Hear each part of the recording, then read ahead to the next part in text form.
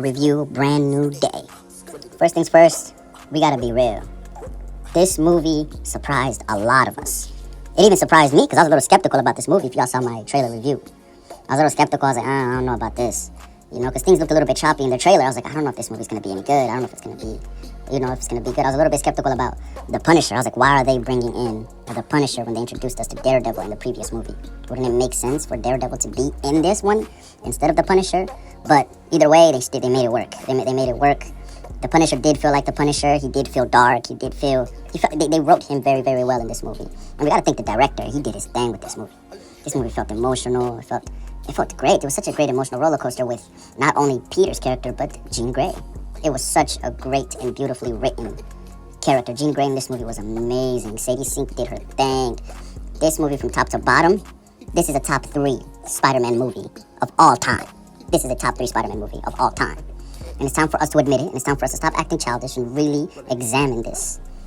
Like, after this movie that we just all watched, after just leaving the theater, Tom Holland is the best Spider-Man of all time, and I don't even think it's a debate. I never, ever thought that people would think that Tobey and Andrew are better than Tom. That's not even a debate. That's not even a debate. Tom Holland is a million times better, and it's not even close. We gotta stop it. All the Tobey Maguire fans still downplaying this movie. Like, what? There's not a single one of Tobey Maguire's Spider-Man movies that are near as good as Brand New Day. Not a single Tobey Maguire Spider-Man movies that are near as good as Brand New Day. They're just better. And Tom Holland is the best Spider-Man we've seen in live action, and it's not even close. Tobey Maguire looked 45 playing a 15-year-old. He looked terrible. Like, if you watch that movie's very ugly to look at. The suits, it looks terrible. And Andrew Garfield, he also had the same issue. A lot of these men, they don't look like a teenager or sound like Spider-Man. When I picture Spider-Man, I picture Tom Holland. He sounds and looks just like him. Tobey and Andrew, they look like a bunch of 20, 30-year-old men playing a teenager. And it's cringy as fuck. It's very cringy watching these movies. It's watching their movies. Tom literally felt like a teenager. Every single one of his movies, it felt like I was watching a young man play this character. Not a young man, a teenager playing this character. And he embodies Spider-Man very well compared to these other guys. So for me, the best Spider-Man movies of all time, it's not even close. It's Into the Spider-Verse at the number 1 spot. And at the number 2 spot, it's Brand New Day. And then number 3, it's Across the Spider-Verse. And everything else that follows, you go for it. But for me, Tom Holland movies are a million times better, and it's not even close. It's literally not even a debate. It's not even close. Those movies suck. Tobey movies are not good. And Tobey fans are the definition of nostalgia baiters. All they care about, they literally only like those movies because of nostalgia. They don't really enjoy those movies. It's literally nostalgia is the reason why Tobey fans love those movies. It has nothing to do with the character of Spider-Man. Nothing. Because if it did, you would look at Tobey and be like, that's a 50-year-old, that's a 30-year-old man portraying a 15-year-old. And it looks cringy. Like, watching those movies, it looks cringy. It looks like an old man portraying the character. We are talking about Spider-Man.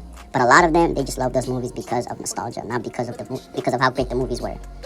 All four of Tom Holland's Spider-Mans are better, far better than every single one of the Tobey movies. Homecoming is way better than the first Tobey Maguire Spider-Man.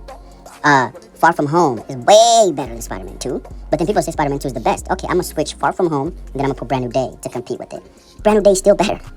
Brand New Day is still better. No Way Home is still better. It's not even close. It's not even close. Like, the best depiction of Spider-Man, it has to be Tom Holland at number 1. Tom Holland movies at number 1. And then at number 2 is the Across the Spider-Verse universe. And that's it. And there's no debate. Let's leave it at that. It's not even close. Tobey Maguire movies stink.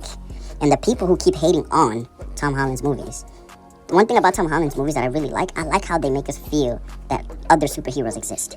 Because a lot of you Tobey fans keep saying, why don't we have a solo Spider-Man? Like, what? Like, I like it when Spider-Man interacts with Iron Man. I like it when Spider-Man interacts with the Punisher or the Hulk, or even when he was interacting with Mark Ruffalo's character. When he was interacting with all of these characters. It felt nice to see that.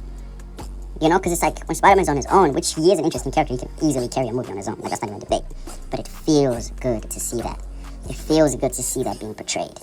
Than to just see him alone every time. It is amazing to see Spider-Man interact with these characters. And Brand New Day perfectly balances that. So for me, Brand New Day is literally a 9.5 out of 10. It's one of the best Spider-Man movies of all time, and it's not even close. Tobey Maguire movies and Andrew Garfield movies are not touching Tom Holland's movies in no capacity, and it's not even close. Like, what? It's not even close. It's literally not even a debate anymore. You guys gotta sit your ass down and just admit that Tom Holland is the best Spider-Man we've seen in live action, and it's not even close. It's starting to look like we're comparing LeBron James to JaVale McGee right now. That's how it looks when you guys compare Tom Holland movies to their movies. That's how it looks. It's like comparing LeBron James to JaVale McGee. It's like comparing LeBron James to me. That's how it feels comparing those movies. Tom Holland is the greatest Spider-Man ever, and it's not even close.